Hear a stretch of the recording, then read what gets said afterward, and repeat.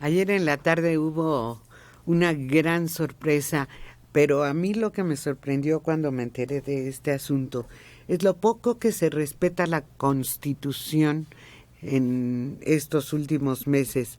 Saldívar renunció a la Corte. La renuncia tiene que ser por motivos graves, según dice 2 artículos de la Constitución, pero esos artículos de la Constitución los ignora el señor Saldívar, Arturo Saldívar, que es un magistrado, un abogado desde luego de carrera, y que ha estado entre los ministros de la Suprema Corte, y ahora él no se da cuenta que está en contra de lo que se supone él debe defender, que es la Constitución, sus artículos y su cumplimiento. Pero ayer se brincó todo lo que dice la Constitución, renunció, y a los pocos minutos que renunció se fue a retratar con la precandidata al gobierno de México, con Claudia Sheinbaum, señalando abiertamente que se unirá al equipo de Claudia para la próxima jornada de elecciones en este país. ¿Qué está pasando? ¿Por qué los mismos que juraron dar cumplimiento a todos los artículos de la Constitución y las leyes que de ella emanen, por qué ahora lo rompen con toda tranquilidad? La renuncia no se debe dar si no es por un motivo grave. La debe autorizar el Senado, pero además señala la Constitución que no pueden trabajar en un puesto público durante los siguientes 2 años. Incluso, según las leyes, él recibirá un salario similar al que recibía estando en funciones durante los próximos 2 años. Eso para proteger la secrecía de los asuntos que se manejan en la Suprema Corte. A ver, ¿y por qué él, como exministro, por qué se transgrede tan abiertamente la Constitución? Explíquenmelo, por favor. Es que hay una guerra entre los poderes. Eso tienes que explicarlo porque el presidente, el ejecutivo, está en el intento, en el proyecto de aniquilar al Poder Judicial como poder independiente. Como Saldívar, cuando fue presidente de la Corte, pues sí le funcionaba bien y no había ningún problema, y todas sus iniciativas o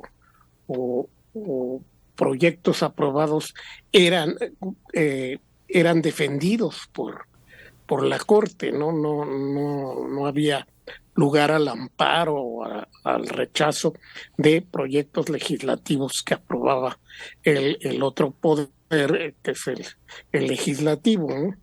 Pero a la salida de esta persona, de la cabeza de la Suprema Corte, pues dejó de tener utilidad.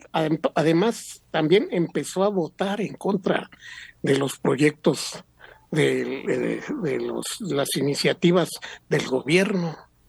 Entonces le alarmó al presidente y desea tener ahí, porque puede nombrar al sucesor, a alguien del que pueda estar totalmente seguro de su obediencia. Y Saldívar pues se va a otro lado, que no es totalmente, no es un incondicional absoluto suyo, se va a otro lado, y la idea es esperar a nombrar que su sucesor sí sea soldado del Ejecutivo. Pero Mario, pues quién sabe si lo vaya a lograr.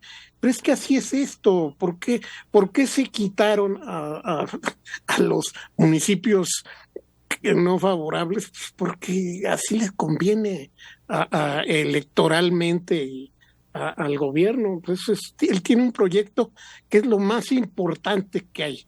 Todo lo demás que ocurre en el país no importa, y ese debe ser llevado a cabo a como dé lugar, bajo Oye, Mario, cualquier costo. pero él Sí. no se aleja de la 4T, por el contrario, él señaló que se sumará Sí, a todo el proyecto de Claudia Sheinbaum. sí, pero ya no va a estar en la Corte, y en la Corte va a tener que ser nombrado alguien más confiable que él.